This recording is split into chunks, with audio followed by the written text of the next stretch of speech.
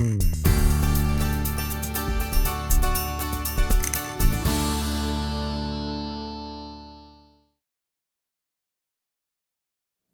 good morning again. Thank you very much, Thor, for this great talk. Now it is my turn to speak to you, and I'll talk to you about what is new for the surgical management of neuroendocrine tumors. So, when patients do have localized neuroendocrine tumors, surgery is the only potential curative option. So, I think it's very important to remember that. So, surgery has a really important part to play in the management of neuroendocrine tumors. The question, however, is really that a lot of neuroendocrine tumor patients present with distant metastatic disease, as you can see here. Most of the time, these tumors metastasize to the liver. And so, does surgery play a role for those patients as well? And it is not really new information per se, but I do think it's an important piece of information that I would like to highlight over the next few minutes. So, liver tumor burden, or the amount of tumor that is in one patient's liver, as you can see here on the right side, is really important because the survival usually depends on the amount of liver tumor that is in the liver once the tumor has spread to the liver. And therefore, liver failure due to overwhelming liver tumor burden is a really important prognostic factor for patients to be able to live a long time. So we have several options, such as systemic therapies, but also liver-directed therapies, which include surgery for the treatment of liver metastases. And of course, as I said before, when you have a localized tumor, you should undergo surgery for resection because that is the curative option. But when you have metastatic disease, it really becomes important to go to a specialized center so that the right pathway and the right treatment can be decided depending on several factors. One of them should be liver tumor burden. So this is a study that I published with Thor not too long ago, where we actually looked at the different systemic treatments for neuroendocrine tumors. As you can see here, that there's very little data telling us how well these things work to control liver metastases. So why is surgery for liver metastasis important, and why are we doing more and more of these cases over time? Well, because as I said, surgery is the only potential for cure, although when there's metastatic disease in the liver, we only cure patients very rarely. But there have been retrospective studies that have showed that there is a survival advantage over no surgery. The surgical debulking concept, also known as resetting the time clock, is an important concept that is becoming more and more popular. One can achieve major tumor burden removal with surgery, probably more than with systemic therapy. And what's a really important point is that actual complications are much decreased with newer techniques. And surgery can also potentially make systemic therapies work better, or vice versa. And I'll talk to you about that for a few minutes. Now, survival after liver resection is pretty good and is usually improved, at least in retrospective studies, compared to other therapies. But again, I don't think it should be surgery instead of another therapy. I think it should be surgery in combination with another therapy. This is a study where we looked at patients that had tumors in the bone, or what we call like extrahepatic disease. And still those patients, as you can see here in the black curves, benefited in terms of survival compared to those in the blue curves that did not have surgery. So even if there is some disease outside of the abdomen, you may still benefit of surgical debulking. Importantly, liver surgery is safe and has become safer and safer. This is Jim House group and the Waltering group in New Orleans talking about the complications of the surgery. And this is actually new data that is not published yet, but this is our case here of our first 50 patients. As you can see here, no mortalities, low chance of reoperation by leak and infection. We can do this operation very safely, and I do think that that's a really important factor. When we look at CT or MRI preferentially, at least at the University of Chicago, we try to understand where is the disease. Is it in both lobes of the liver, as you can see here? What is the relationship to inflow and outflow, so the blood that goes in and outside of the liver? And what is the relationship to these major vessels? What is the liver tumor burden?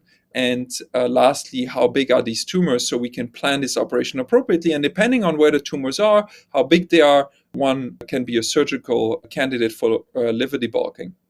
This is an example of a patient that had some metastases in the middle of the liver, as you can see here. And we actually used some specific technique called a parenchymal sparing technique. So we actually literally wedge out these tumors one by one outside of the liver. Now, the next slide is a little bit more graphic, but I want you to see what it looks like when we actually have removed all these tumors outside of the liver. You can see here I pointed all these holes in the liver. We call it the starfish liver or the shark liver, because there are many, many places where we have removed these tumors, and we can therefore clear vast majority, usually greater than 90 or 95% of the tumor outside of the liver, with a combination of either resection or microwave ablation. And this is a resection specimen. This is the MRI of the patient 1 year post-op, and you can see there has been no tumor recurrence as of there. So I will talk to you a little bit about current and future technical advances of neuroendocrine tumor surgery, because this is something that is really exciting in our field. As you can probably see, and I'm sure you've heard of, we now do laparoscopic or robotic surgery, meaning minimal invasive surgery for certain neuroendocrine tumor surgeries. The larger incision is often needed when patients have a lot of tumor and a high tumor burden. It means longer hospital stays, and laparoscopic or robotic surgery, as you can see here on the right-hand side, means smaller incision, usually less pain, shorter hospital stays. But there are certain things that we can do laparoscopic and robotic really well, and then certain things that we just need an old school open operation for. But things are constantly changing, and one of the really big advances in surgery over the last 10 to 15 years has been robotic surgery.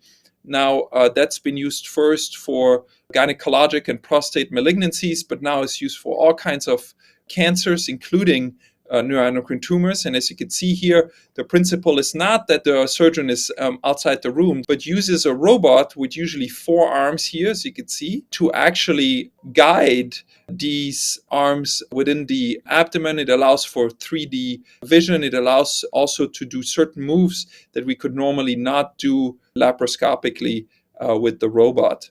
It is thought in studies that robotic surgery is as good oncologically as laparoscopic surgery. There is a little bit of an increased operative time for these procedures, but overall the decreased length of stay is definitely an advantage. So robotic surgery compared to laparoscopic surgery has a similar safety profile, and therefore we think that this is definitely something that is here to stay for neuroendocrine tumor surgery. And again, for certain types of cases, it would be really helpful to use the robot. Now, the new hot thing in robotics is what we call single site robotics. So instead of having multiple incisions, now we're talking about one incision and one port. Now, this is a new platform. It's been used mostly for ENT surgery. As the technology evolves, we can think that in the future, we would be able to potentially do surgeries through a single site platform. So we use intraoperative ablation for the microwave ablation, so the heating of liver tumors. This is a new advance. It's a 3D navigation ablation of neuroendocrine tumor. So it allows you to exactly calculate and see in real time how much tissue you're ablating. So you're not ablating too much liver tissue or too little liver tissue. This has made microwave ablation a lot easier and faster. And also now we can really easily do it laparoscopically, which we weren't able to do before. And lastly, as a new surgical therapy, nanoknife has not been very well studied, especially not for neuroendocrine tumors, but it is an interesting concept that may be helpful, especially for unresectable neuroendocrine tumors. As you can see here, the concept is to deliver electricity to the cells, destroy the cell wall, and then have the immune system clean the destroyed cells up. This may be particularly helpful for patients that have unresectable tumors at the root of the mesentery, since this technology does not destroy vasculature and other important structures. Lastly, I'd like to talk to you about systemic therapy and neuroendocrine tumor surgery. There's definitely been improvement in systemic therapies that can help make borderline or inoperable surgical cases into surgical cases. This is an example of a patient with pancreatic neuroendocrine tumors who had a lot of diseases. You can see here, he underwent 12 months of chemotherapy with CAPE-10 and had a lot less disease afterwards, which allowed us to bring him to the operating room. Lastly, PRT may be limited for larger tumors, as the NETRF trial sub-analysis showed.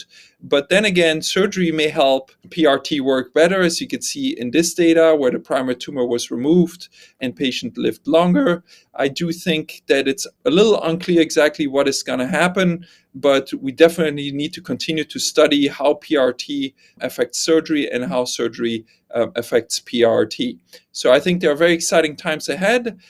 Surgery for NETs and systemic therapy for NETs are greatly improving. We have to figure out how they work together best. I'm now introducing Dr. Ahmed, who is going to talk to you about new therapies for interventional radiology. Thanks, Elise, for the introduction. Hi, everyone. My name is Osman or Oz Ahmed. I am an interventional radiologist at the University of Chicago, and today I will be speaking about advances in interventional therapies. So I am an interventional radiologist. I work with a lot of cancer patients, and what we do is considered interventional oncology, which is targeting tumors in a minimally invasive fashion, which allows for a quicker recovery time and a shorter length of hospital stay. So among interventional oncology, there are two different types of procedures that include intraarterial and percutaneous procedures. Intraarterial procedures are taking small catheters up to the tumor and injecting a variety of different agents to treat them. Percutaneous ablation is taking a needle from the outside and killing tumor by directly guiding a needle into it. Interventional oncology and neuroendocrine tumor has a lot of interaction, meaning that we do a lot of interventional therapies for patients with neuroendocrine tumor. And specifically, most of our work is done in the liver. And the reason is that the liver is an organ that can be treated with both these intraarterial procedures as well as our percutaneous procedures. Today, we're going to focus mainly on percutaneous ablation because there's been a lot of new exciting updates in that arena. And ablation is a very attractive option because it has very good outcomes. It's, aside from it being very minimally invasive, it does have sort of surgical-like outcomes of actually removing the tumor surgically, and it can, for that reason, can potentially have a curative effect for some patients. Unfortunately, not all patients are candidates for ablation, and in addition, ablation can be very challenging in certain situations. Those situations include tumors that may be difficult to visualize, or those that are near critical structures like blood vessels or other organs like the gallbladder or colon. And in addition, ablation still does require a puncture of the skin, so it still has an invasive component to it, which risks bleeding or infection. So what are these updates that we're going to talk about? There's been three major advances that we've seen which help us treat patients with cancer. First is methods to improve the visualization of these difficult to see tumors. Second is ways to improve safety of ablation for tumors near critical structures. And the third will be some future horizon therapies that may allow for non-invasive ablation. So what are the ways we can improve visualization of tumors? Specifically, this is a challenge for small tumors because they can be very hard to see sometimes. And so with that follows the logic of if you can't see the tumor, then you obviously can't place a needle accurately within it to treat it. And so we've been working on obtaining new advances in imaging that permit improved visualization to better see the tumor so that we can perform targeted ablation. And that technology for us has been something known as angio-CT. And angio-CT is actually just taking a regular CT scanner and combining that with a traditional X-ray machine. And what that allows us to do is actually allows us under X-ray guidance to put a catheter into the arteries of the liver and inject dye to light it up. After which we can switch over to CT and better visualize the tumor. So here's an example of a very small metastatic tumor to the liver, so small that it's very hard to see even on this contrast study that was done as a diagnostic study with the contrast injected through a peripheral IV. And this is what it looks like to us on the non-contrast scan. it's again barely perceptible. And again, the red arrow really is our best way of seeing where that lesion is. And this makes it very, very challenging to do an ablation. So what we can do though now with our angio-CT machine is we can put a catheter into the hepatic artery and inject dye to visualize the tumor better. And here you can see even on the angiogram that we can see the tumor. And then when we switch over to CT, the tumor now lights up and it's very easy to see. You don't need the red arrow anymore. And what we can do now is we can continuously inject dye and guide the needle perfectly into the tumor. And once that needle is perfectly placed into the tumor, we can burn it away. And this is what it looks like after we have burned it and we've removed the tumor. We can see there's gas in the tumor that tells us that the lesion has been treated. And we can inject that dye again from the artery to confirm that. And on the follow-up scan, this patient, you can see it doesn't have any active tumor. And that brings us to the second point about what about tumors that are near critical structures? This is a problem because most of ablation that we do is thermal ablation, and specifically that's microwave ablation. And that's using heat to burn tumors, and that's very effective. However, it has the potential to damage critical nearby structures such as the bile ducts, gallbladder, nerves, intestine, among other things. And so there are newer technologies that are non-thermal that don't utilize heat or cold that might be more protective and safer to use in these situations. And one of those technologies that we're utilizing now is called irreversible electroporation or IRE. And what IRE essentially is taking needles and putting it around a tumor and applying a high voltage to it to effectively electrocute the tumor. And what that does is it pokes holes in the membrane of the cell and causes cell death. And the advantage is that IRE doesn't impact all tissues equally. While it's very effective for killing tumors, it actually protects a lot of other structures that have a lot of collagen. And for us, that's a good thing because a lot of structures that have collagen are things we want to protect, like the bile ducts as well as the blood vessels. And so here's a tumor of a patient in the pelvis. And you can see here on the PET scan, it's easier to see because it lights up bright red there. And that's a tumor that's sitting, unfortunately, right on a big nerve called the sciatic nerve. And it's also right next to the rectum, both of which can be damaged with thermal ablation, like microwave. So what we do here is we place needles above and below the tumor, and we create the shape of a triangle here for this one. The red circle sort of delineates that the tumor is in between the triangle there. And you can see here, this is what it actually looks like in real life. The needles are very small, and this doesn't take very long to do. And once we're done, we pull the needles out, and you can see that there's a defect there from the IRE procedure. And so this brings me to my final point of, can we make ablation even safer? And no matter the current technology that we're using for ablation, it requires the placement of needles that need to go through the skin. And there's an emerging technology, however, called histotripsy that may actually eliminate the process of actually having to puncture the skin and make the procedure completely non-invasive.